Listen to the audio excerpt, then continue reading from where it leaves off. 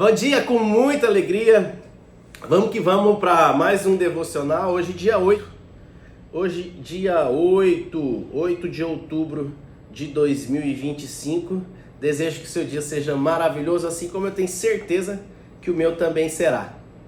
Tema do nosso devocional de hoje, do livro de devocionais diário Hoje é um Bom Dia para Viver Milagres, do pastor André Fernandes, é comunhão profunda, a chave para a vida de oração.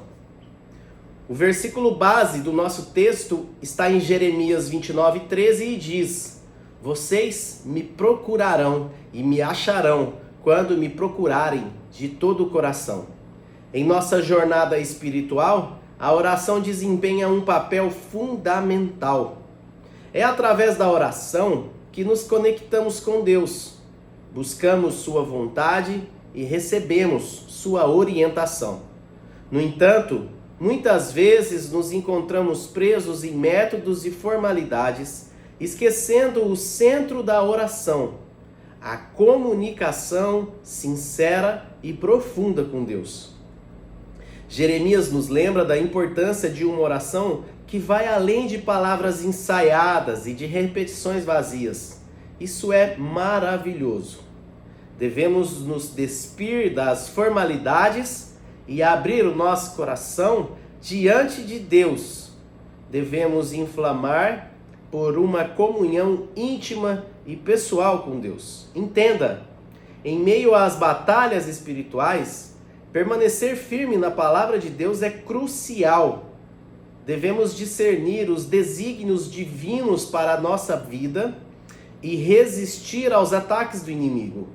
Assim como o povo de Deus no deserto seguia a nuvem que os guiava, nós também devemos gastar tempo discernindo os céus para seguir a vontade de Deus em nossa caminhada cristã. Que possamos nos dedicar a uma vida de oração profunda e sincera, buscando constantemente a comunhão com o nosso Pai Celestial, que nossas palavras sejam permeadas pelo Espírito Santo e nossa fé fortalecida e inflamada pela confiança na promessa de Deus.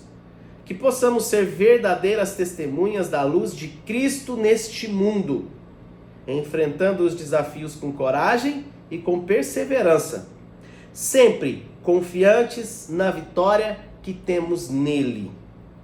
Seja uma testemunha do Evangelho de Jesus e da transformação que vem por meio da comunhão com Deus. Que você queime por Cristo, deixando que suas palavras e ações sejam guiadas pelo Espírito Santo. Na caminhada cristã, a oração é a chave. Muito bem. Ontem eu tive uma reunião aqui com o meu time e a gente estava falando sobre essa questão da coerência da caminhada cristã.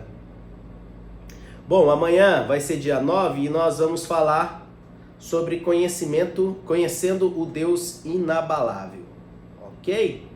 Então, ontem a gente fazia uma reunião aqui no escritório, nós estamos fazendo a leitura de um livro de liderança, seguindo princípios cristãos, e nós estávamos falando sobre a importância de sermos coerentes com o nosso discurso cristão. E o texto nosso de hoje vem trazer essa reflexão também, né? Muitas vezes nós queremos falar que somos cristãos, porque hoje parece que é meio hypado, né? Quem é cristão hoje está em alta, tá todo mundo aceitando Jesus, todo mundo se batizando, e muitas vezes a gente acaba deixando de viver a nossa fé na prática, né? Que nós possamos dedicar uma vida de oração profunda e sincera, buscando constantemente a comunhão com o Pai. A oração, ela é a base da vida e da caminhada cristã. Como que você vai ter uma relação com uma pessoa sem você conversar com ela? Não tem jeito.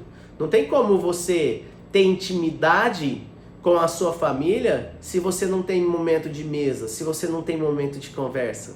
Não tem como você ter intimidade com Deus se você não fala com Ele, se você não escuta Ele. Rodrigo, o que é esse negócio de escutar a Deus? Eu escuto uma voz audível? Eu, Rodrigo, não escuto uma voz audível, mas eu penso.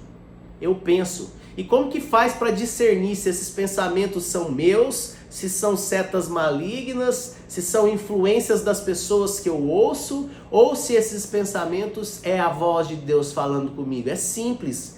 Quando você tem intimidade com o Pai, você sabe o que o Pai fala e o que o Pai não fala. Quando você se aproxima de Deus e conhece Ele através da palavra dEle, quando os seus pensamentos são pensamentos de paz e não de mal, você sabe que é Deus falando com você. O que o texto disse? Vocês me procurarão e me acharão quando me procurarem de todo o coração. Quando a gente conhece Deus, quando a gente caminha com Deus, a gente sabe quando é Ele falando. Por quê? Porque tem alinhamento com a palavra. Deus, Ele ama a prosperidade do seu filho. Esse versículo está no livro de Salmo, no capítulo 8 e no versículo 4.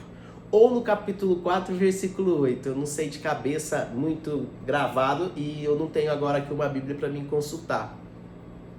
Mas está no livro de Salmo. Ou é no capítulo 4 ou no capítulo 8. Ele ama a prosperidade do seu filho, do seu servo. Mas, se de repente vem um pensamento na sua cabeça assim, olha, Deus ama a minha prosperidade, então eu vou roubar um caixa eletrônico, que é para eu ficar próspero. Porque tem pessoas que acham que prosperidade é riqueza financeira. E em outro momento a gente vai falar isso, mas não é. A prosperidade é crescimento em todas as áreas da sua vida.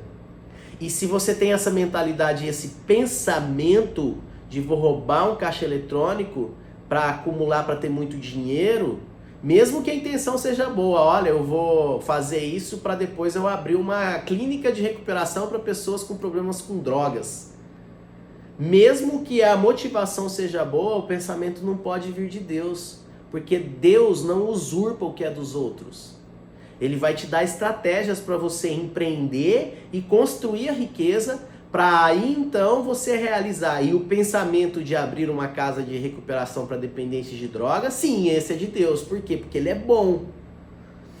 Então é fácil a gente discernir o que é Deus, o que são as vozes do mundo, o que é o inimigo tentando nos jogar ali uma casca de banana para a gente escorregar no caminho, o que são os nossos próprios pensamentos. O pensamento humano, ele só pensa nas suas próprias necessidades, ele é egoísta, ele é egocêntrico, ele é vaidoso, ele é orgulhoso. Mas os pensamentos de Deus não, ele sempre diz respeito a fazer o bem, e fazer o bem sempre está conectado a outras pessoas.